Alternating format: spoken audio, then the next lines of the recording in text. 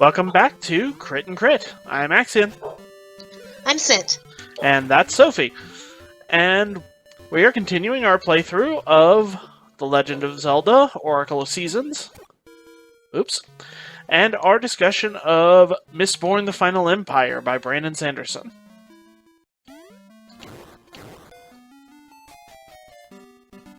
How come we can only ever play as Link? Because we don't have the small handful of games that let us play as someone else, because they were only released in Japan. Yeah, this just comes up a lot when it comes to Zelda, of her name's on the franchise, but you're not allowed to play as Zelda unless it's, like, Wand of Gamelon, which we don't talk about. Yep, there's a few others, but even most of them don't allow you to play as Zelda.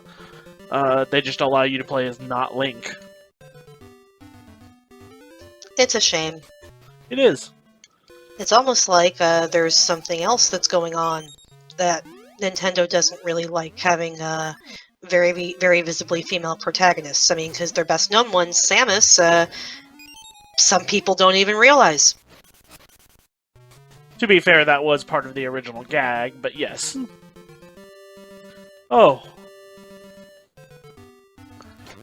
It's honestly things like that that make Mistborn so nice, because, well, you have a very visibly feminine protagonist, Vin.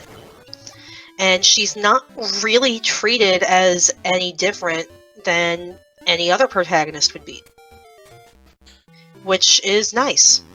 So often you get into fantasy and you run into the old boys club, where the author very clearly has it in mind that if you have two X chromosomes, you are therefore going to be the prize and nothing else. It's really nice when you find stuff that doesn't just fall into that. Yep. It's unfortunately a very old and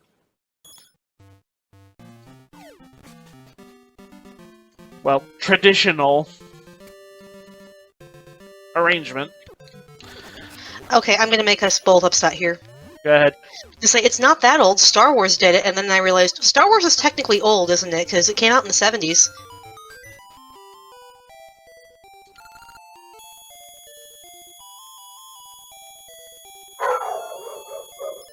Sophie objects. Well, am I wrong? No, you're not. Like, Star it's something Wars that comes up is older even than both of us. Yep. It's something that comes up even in a franchise that people still care about today, that still gets theoretically updated installments into its canon. And we saw from the new trilogy how many people were not happy with the attempt to change that. Okay, I mean this with all the possible love I can put into it. You could have Star Wars, everybody imagines their own ending here, so it's whatever you want it to be. You would still have people complaining, because that's what Star Wars fans like to do best. I mean, yes, but it was By the also... same token, you could also sell Star Wars tax prep software and make a killing. Yes, we've been over this. But the point still stands that when Star Wars fans got upset most recently, their particular choice of complaint was, ew, girl. Which And we can a lot into. All the complaints that come alongside that in the modern day. Anyway, I kind of wanted to bring that up because Kelsier's hi. Okay then. But Kelsier specifically mentions to Vin, when he's giving her Mistborn lessons, that allomancy is a rare enough talent that the nobility can't really afford to deal with gender discrimination on that count. Yep.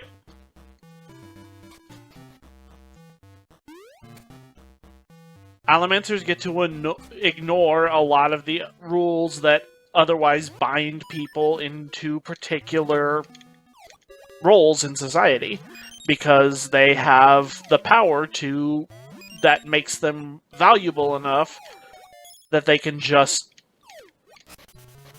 do whatever they want.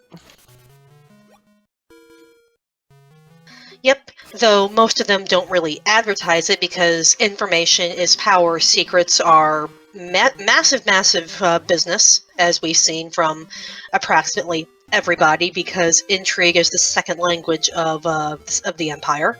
Mm-hmm. So yeah, that's all sorts of fun. But I think one of the best examples of this is Sean. Mm-hmm.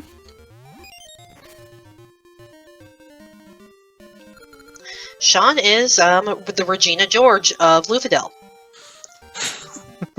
No one really likes her. She's kind of a scheming, awful person, but she's so powerful you can't really afford to ignore her, and that's just politics. She is also an Allomancer, which Vin finds out because she can actually feel her trying to press on her emotions, and just pretends like she doesn't notice because it's easier for her cover.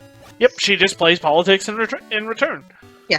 At the same token, she's the one leading the assassination attempt on Ellen, only to be surprised with Vin coming out of nowhere like a rabid chihuahua.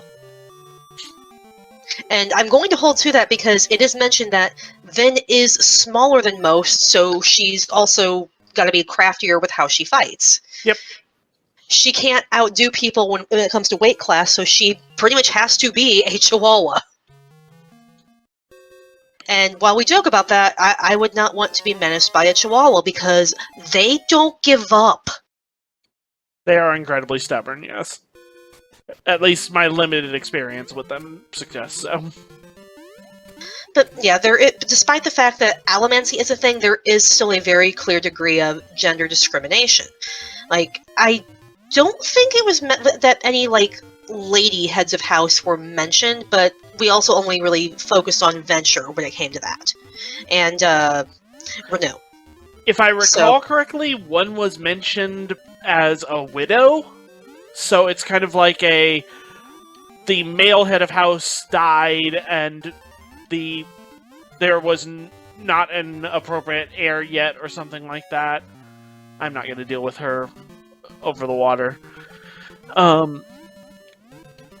So it just defaulted to the widow. But as you said, that seems to be a rarity, and I'm guessing that it's one of those exceptions due to lack of other options, and that it would not be how things would normally work. Yeah, which we're not really sure at this point, based on the limited evidence we actually saw from the small scope that Vin led us into, if that is the case, or if it's just what we've been able to see. But it does, I think, bear noticing. There also did seem to be like different standards of behavior that the noblemen versus noblewomen were supposed to adhere to. Like, Vin is still getting used to wearing something as hard to move in as a dress when you're used to just wearing loose, like, boys' clothes. Mm-hmm.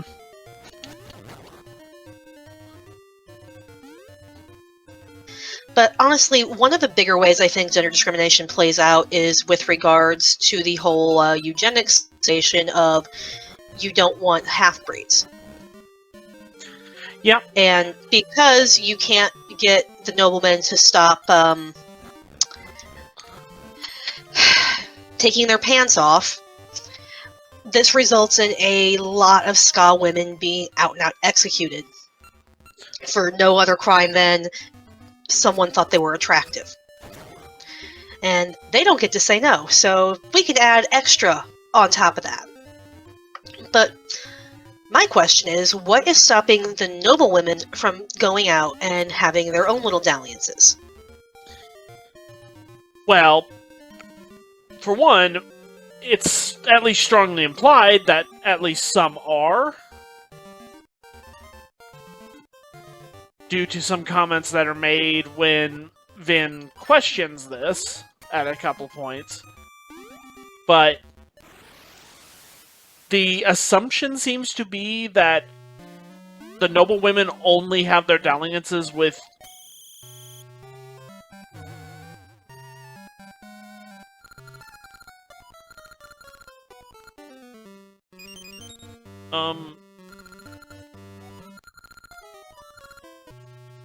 They just stole my feather. Well, no, they traded. It's a Fae thing.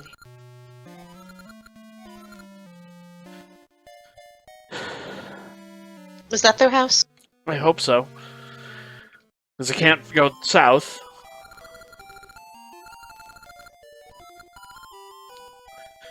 Anyway, that the noblewomen tend to have their dalliances with young noblemen who they find attractive or available, rather than with ska.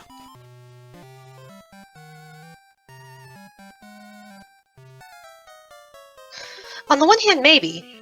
On the other hand, we don't really have any concrete proof that they're not doing that. So, I think it might just be a case of, what are you going to do? Accuse a noblewoman of this without hard proof, just suspicion. Because killing a ska is one thing. Killing a noble who they see as actual people, rolls eyes here, is a different matter. Yep. So class discrimination comes into this as well. But we've already seen that, according to Kelsier and Marsh, and even Vin's story, ska women are pretty easily able to pass as nobles. At least long enough to raise enough doubt in noblemen's minds. Because Tavinian, when cornered on this, says that he didn't know that Vin's mother was ska until years after the fact. And as we already saw with Kelsier and Marsh, they were basically acknowledged bastards.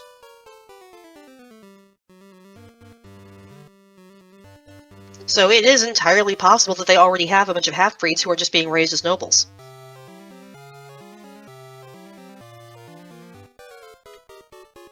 Which again goes to show the whole ridiculousness of the situation.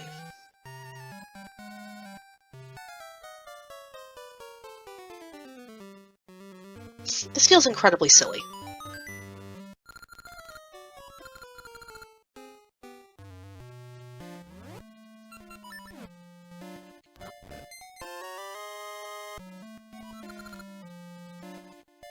I don't want to return the ore, they stole it.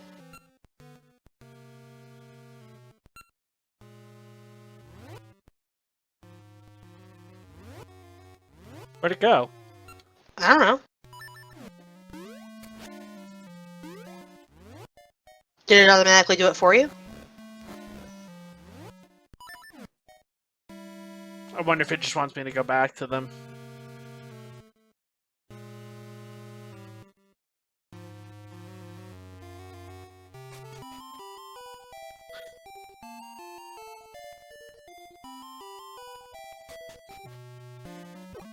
Oop. Nicely done.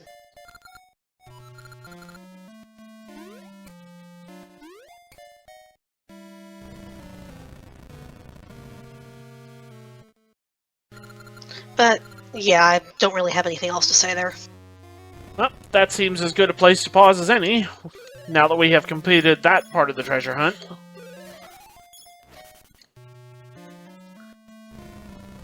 If I remember correctly, we're supposed to finish whatever that's down here. Then, well,